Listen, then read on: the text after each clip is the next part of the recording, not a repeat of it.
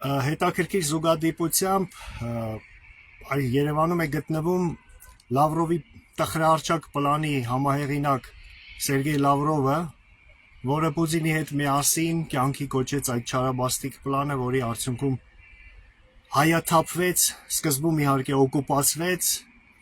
դավադիր պատերազմի հետևանքով օկուպացվեց, իսկ հետո հայաթափվեց Հայաստանի Հանրապետության Արցախի մարզը։ Էթնիկ զտման արդյունքում 100 հազարավոր հայ մարդիկ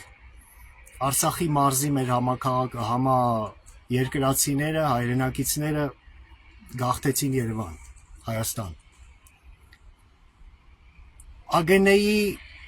դեմ ինչ-որ ակցիա անելու փոխարեն այսօր ես նախընտրեցի լինել այստեղ, որովհետև ինձ համար մայիսի 21-ը առաջին հերթին Արամի կոչի օրն է, այլ ոչ թե Լավրովի այցի օրը։ Եվ Լավրովին և Պուտինին մենք մեր ասելիքը և մենք մեր անելիքը ցույց կտանք այն պահին, երբ հարմար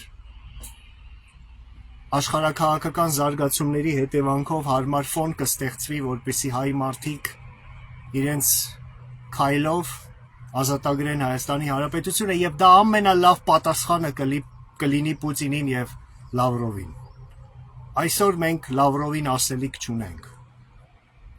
Մեր ասելիքը և անելիքը առջևում է, շատ մոտ ապագայում, և մեր նոր հաղթանակները դեռ առջևում են։ Լավրովը այսօր խոսում էր 3+3 ձևաչափի մասին, որ Հայաստանի կամ տարածաշրջանի գործերով պիտի զբաղվեն տարածաշրջանի երկրները, այսինքն Ռուսաստանը, Իրանը և Թուրքիան, և որևէ այլ երկիր իրավունք չունի քիթը խոթել տարածաշրջան։ Լավրովը խոսում էր, որ Ռուսաստանը Հայաստանի դաշնակիցն է, որ Ռուսաստանը պատրաստ է պաշտպանել Հայաստանի սուվերեն տարածքը։ Հայաստանի սուվերեն տարածք ասելով Լավրովը նկատի ունի ստալինյան սահմաններով գծած այս խղճուկ 29800 կիլոմետրանոց ոչ կենսունակ տարածքը։ Խղճուկ ասելով ես ոչ թե թերագնահատում եմ մեր հայրենիքի տարածքի այս հատվածը, այլ նկատի ունեմ այն, որ Հայաստանի Հանրապետությունը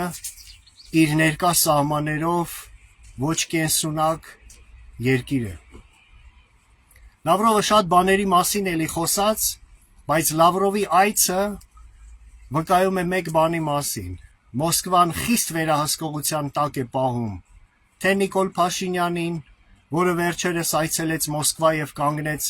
հանցագործ մարդասպան Վլադիմիր Պուտինի կողքը, և Լավրովը այսօր ասեց, որ Ռուսաստանը բարձր է գնահատում Նիկոլ Փաշինյանի այցը։ Մոսկվան խիստ վերահսկողության տակ է պահում և ներկա իշխանություններին, և այսպես կոչված ընդդիմությանը, որքան էլ նրանք խոսեն ընդդիմադիր լինելու մասին,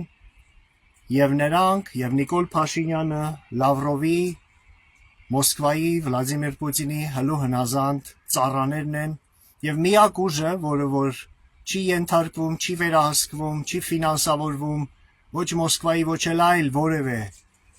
աշխարհաքաղաքական կենտրոնի կողմից, դա ազգային ժողովրդավարական բևեռն է։